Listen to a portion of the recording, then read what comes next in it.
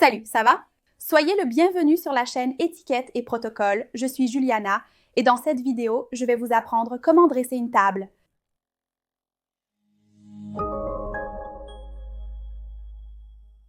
Aujourd'hui, je vais partager avec vous l'une de mes grandes passions, qui est la mise en place de tables.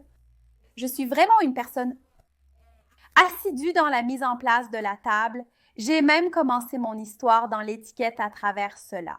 Je suis tombée amoureuse de cet univers à partir de là et aujourd'hui, je vais vous apprendre comment dresser votre table selon la méthode de Gestiqueta.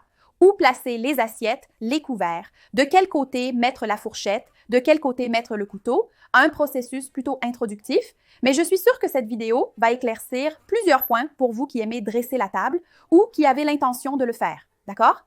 Vous n'êtes pas obligé d'attendre une occasion spéciale pour dresser votre table. Vous pouvez le faire pour vous-même, pour un moment à deux, pour votre famille, enfin.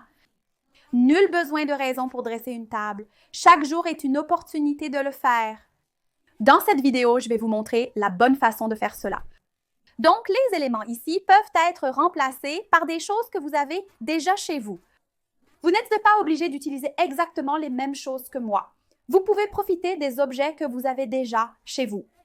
Le premier point à observer lorsque vous allez dresser votre table, c'est de savoir si vous préférez utiliser un set de table, un chemin de table ou une nappe. Moi, je suis une grande fan des sets de table, surtout ces modèles imprimés avec des motifs floraux ou romantiques. J'aime beaucoup ce style de table dressée. C'est pourquoi mes pièces sont liées à ces thèmes, avec ces imprimés.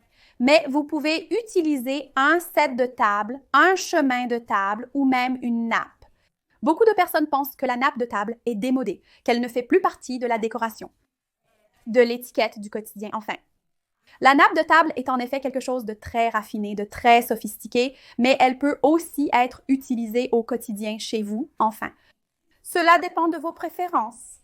Ici, je pourrais aussi utiliser un chemin de table dans cette position. Regardez, comme ça, dans ce format. Je pourrais mettre un chemin de table, n'est-ce pas, qu'on voit beaucoup sur les tables modernes ou un set de table, comme celui-ci, avec ce motif que je trouve très joli et c'est ce que je vais utiliser aujourd'hui pour qu'on puisse contextualiser la table. Après avoir déjà choisi si on va utiliser un chemin de table, un set de table ou une nappe, et on va ensuite ajouter les autres éléments. Et le premier, c'est vraiment l'assiette plate. L'assiette plate que je vais utiliser, c'est ce modèle blanc. Elle a même une finition ici autour, un peu délicate, qui rend cette assiette un peu différente. Mais c'est un modèle que j'aime beaucoup et qu'on peut utiliser dans différentes occasions. Ce modèle blanc, surtout pour toi qui commences ton trousseau de table dressé. C'est un modèle que j'aime beaucoup et que je pense qu'il va être très utile et j'aime toujours beaucoup le recommander à mes élèves, tu vois, du repas.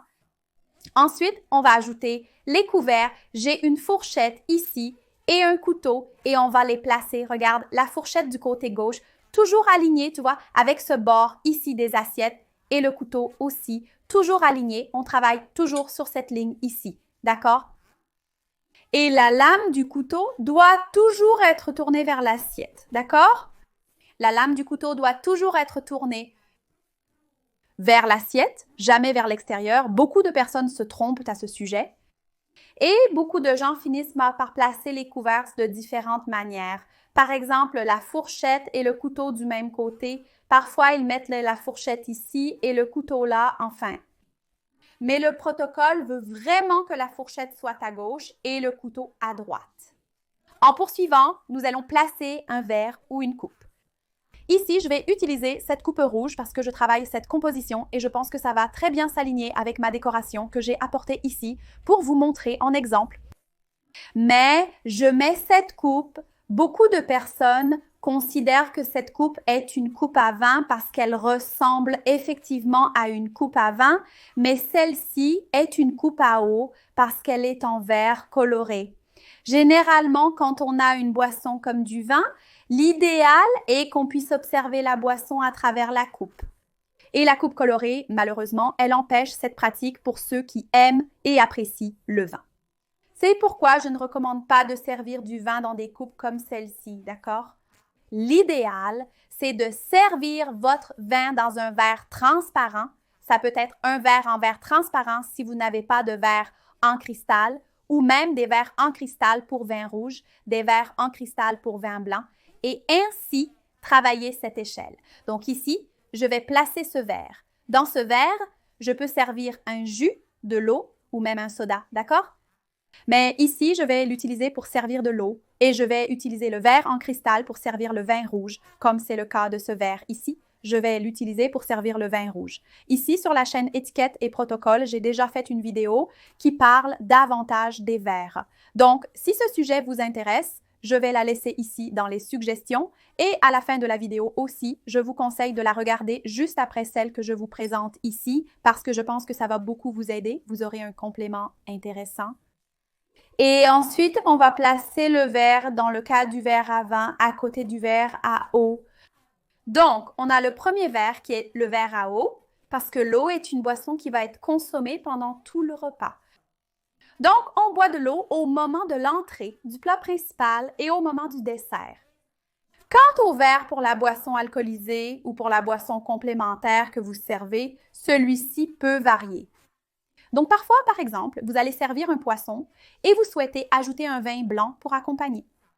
Vous allez servir un vin rouge et vous souhaitez accompagner ce vin avec une viande. Donc, il peut y avoir des changements ici. En revanche, le verre d'eau ne change pas. Il reste fixe car c'est une boisson qui est toujours consommée, peu importe le moment du repas. C'est pourquoi il doit toujours être placé en premier ici, toujours aligné avec. Utilisez le fil et la pointe du couteau, d'accord? Rappelez-vous que dans des situations informelles, on peut utiliser un verre. Donc ici, ce serait un verre. J'ai même pris celui dans lequel je buvais de l'eau pour enregistrer la vidéo et vous montrer, ou un verre à pied avec une tige plus courte, d'accord? Donc, on pourrait aussi la placer ici, mais le verre d'eau doit toujours être le premier verre. En continuant, nous allons placer la serviette en tissu. J'ai apporté ce modèle rose, mais cela pourrait être n'importe quel autre modèle. Je préfère même les serviettes blanches car je trouve qu'il est plus facile de les nettoyer, de les entretenir. C'est plus simple d'utiliser des produits pour enlever les taches. Mais j'ai apporté cette serviette rose pour rendre la table plus jolie et décorée. Il n'est pas nécessaire d'utiliser des rondes de serviettes sur notre table dressée. Le rond de serviette est un objet optionnel. Utilisez-le seulement si vous en avez envie. Je vais enlever la coupe de la serviette pour que tu puisses mieux visualiser. La serviette, elle peut être placée au milieu de l'assiette ou sur le côté gauche. C'est à toi de décider ou selon ce que tu trouves le mieux pour toi, d'accord? J'ai retiré les verres pour rendre l'observation plus intéressante. Vous savez combien j'apprécie l'art de la table, n'est-ce pas? Je vous l'ai déjà dit dans cette vidéo et ceux qui suivent mon travail le savent.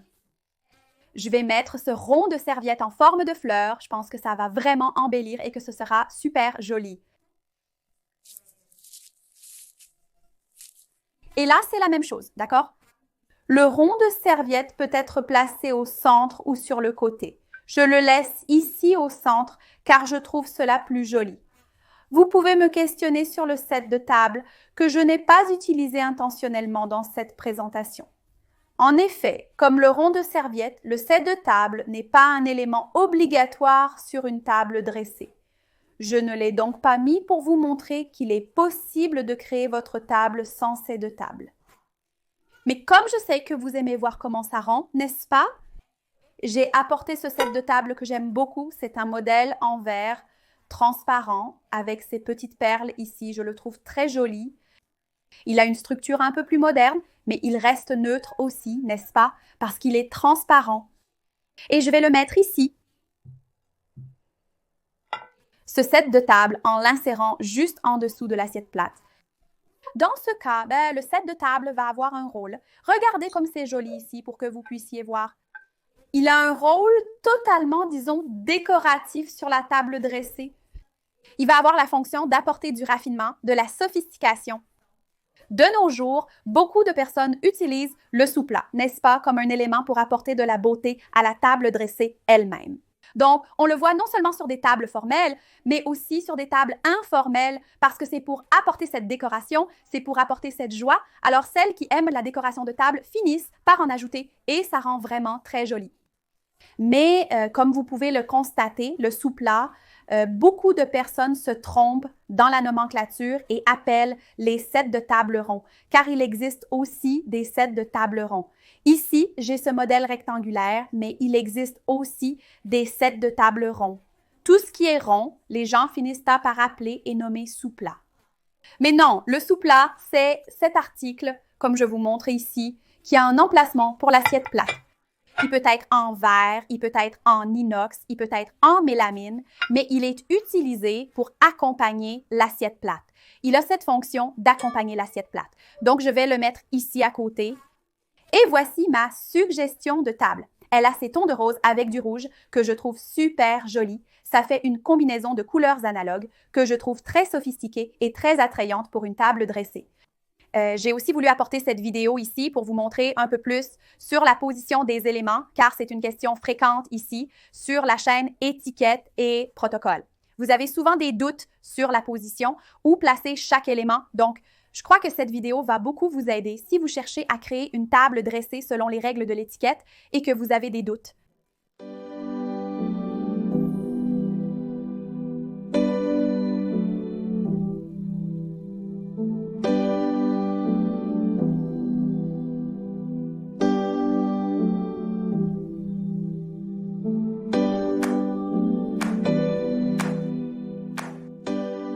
Et comme je l'ai déjà dit au début de la vidéo, l'Institut d'étiquette et de protocole propose un cours qui s'appelle l'art de la table dressée, où je parle de tout ce qui concerne la table dressée. Je ne présente pas seulement une table dressée comme celle-ci, qui est une table plus informelle, malgré ses éléments très jolis et des pièces très sophistiquées. Cette table reste une table dressée plus informelle. Donc, dans le cours, je parle davantage des tables formelles, des tables avec plus d'assiettes, des tables aussi thématiques, comment créer une table décorée avec différentes techniques et structures pour que vous puissiez les appliquer. Je vais donc laisser le lien ci-dessous pour que vous puissiez en savoir plus et juste après, je vais mettre la vidéo du guide des verres ici même sur la chaîne Étiquette et Protocole qui pourrait vous intéresser et vous permettre d'en apprendre un peu plus sur ce sujet là-bas aussi. C'est tout, merci d'avoir regardé, à la prochaine!